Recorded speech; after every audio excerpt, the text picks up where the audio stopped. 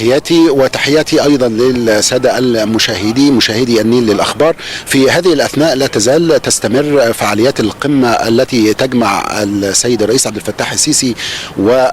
وملكة الدنمارك في القصر الملكي وسط العاصمة كوبنهاجن، أولى محطات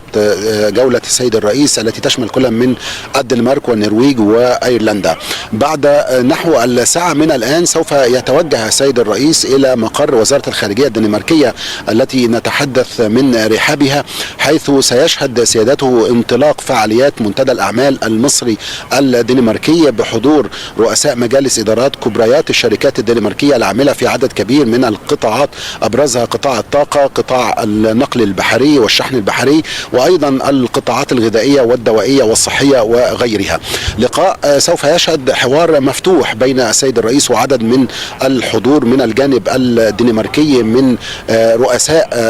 قطاعات المال والأعمال البارزين في الدنمارك للحديث حول فرص الاستثمار الواعدة في السوق المصرية، خاصة في القطاعات التي أشرنا إليها. ويجيب السيد الرئيس على عدد من الاستفسارات حول جهود الدولة الأخيرة لتهيئة المناخ الجاذب أمام المستثمرين في عدد مهم من القطاعات الواعدة في السوق المصرية. بعد انطلاق هذه الفعاليات سوف ينضم إلى المجلس الملك الدنماركي فريدريك الثاني، حيث سوف يشهد الرئيس والملك الدنماركي إطلاق وتأسيس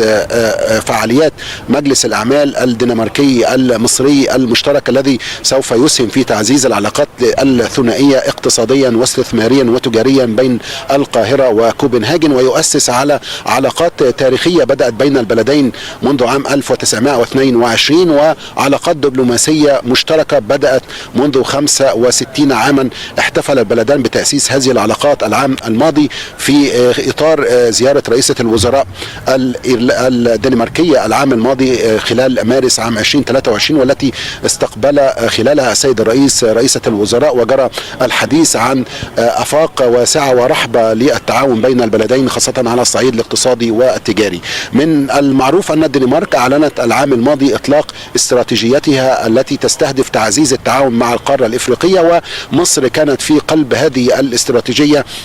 انطلاقا من موقعها ومكانتها المحورية الهامة في القارة السمراء، بالإضافة أيضا إلى عدد من الدوائر الأخرى المشتركة بين القاهرة وكوبنهاجن، أبرزها تولي الدنمارك مقعد غير دائم بمجلس الأمن وقرب تولي مصر لرئاسة مجلس السلم والأمن الإفريقي، ما يتيح للبلدين مزيد من التعاون خاصة على صعيد التنموي في القارة الإفريقية، وأيضا على صعيد التشاور وتعزيز التنسيق بين البلدين حيال عدد من القضايا الإقليمية ذات الاهتمام المشترك، أبرزها حلحلة القضايا والأزمات التي تشهدها المنطقة، وأيضا الصراعات وبؤر التوتر في القارة الإفريقية، بما يتيح ويفسح المجال أمام مزيد من التعاون بين البلدين من خلال نفاذ السلع والبضائع الهامة الدنماركية عبر البوابة المصرية إلى السوق الإفريقي الواعد، بالإضافة أيضا إلى بحث فرص التعاون في مجالات مثل التغيرات المناخية، استخدامات الطاقة النظيفة والمتجددة، بالإضافة أيضا إلى قطاعات أخرى مثل التسهيلات الجمركية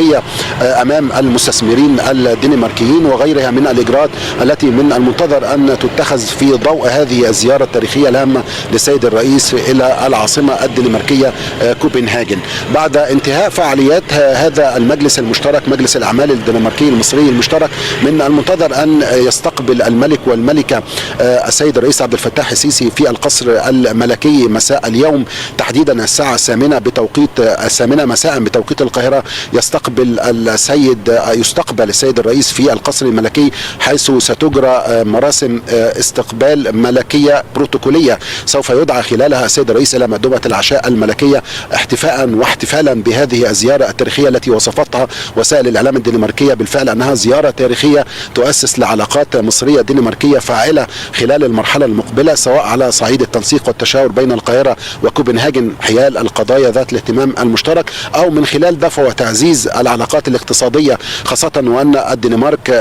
تضخ استثمارات في السوق المصرية تناهز $1.5 مليار عبر عمل أكثر من 150 شركة دنماركية تعمل في قطاعات مهمة وقطاعات حيوية للغاية، بالإضافة أيضا إلى عدد آخر من القضايا المرتبطة بتعزيز التعاون سواء متعدد الأطراف بين القاهرة وكوبنهاجن وأطراف أخرى، أو فيما يتعلق بتعزيز التنسيق والتشاور على مستوى قضايا المنطقة. نتحدث عن القضية الفلسطينية في إشارة إلى دور الدنمارك الداعم للقضية الفلسطينية والحقوق الفلسطينية في كل المحافل الإقليمية والدولية، أو من خلال كما أشرنا قرب أو من خلال ترأسها أو توليها منصب بمجلس الأمن، مقعد غير دائم بمجلس الأمن، ما يتيح استخدام الدبلوماسية الدنماركية كطرف إقليمي ودولي داعم للحقوق الفلسطينية والقضايا العربية بشكل عام. هذه الزيارة تأتي أيضا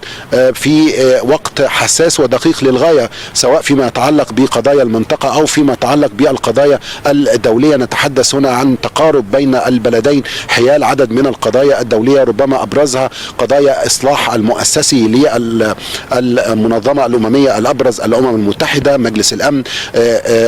إفساح المجال أمام مشاركة أكثر فعالية للقارة الإفريقية وتمثيل عادل للقارة الإفريقية والصوت الأفريقي داخل مجلس الأمن، كلها قضايا تحظى بدعم الدنمارك في هذه المحافل الإقليمية والدولية، بالإضافة أيضا إلى نظرة إيجابية للغاية للدور المصري الحيوي الفاعل في المنطقة وفي القضايا التي تهم المجتمع الدولي بشكل عام. ربما وزير الخارجية الدنماركي الذي زار القاهرة في أغسطس الماضي والتقى بالسيد الرئيس عبد الفتاح السيسي أكد أن القاهرة تلعب دور هام وحيوي، والدنمارك تسعى إلى تأسيس علاقات استراتيجية شاملة بين القاهرة وكوبنهاجن خلال هذه الزيارة الهامة للسيد الرئيس عبد الفتاح السيسي. نعم، شكرا جزيلا زميل علاء رشوان موفد أنيل الأخبار كان معي مباشرة من كوبنهاجن.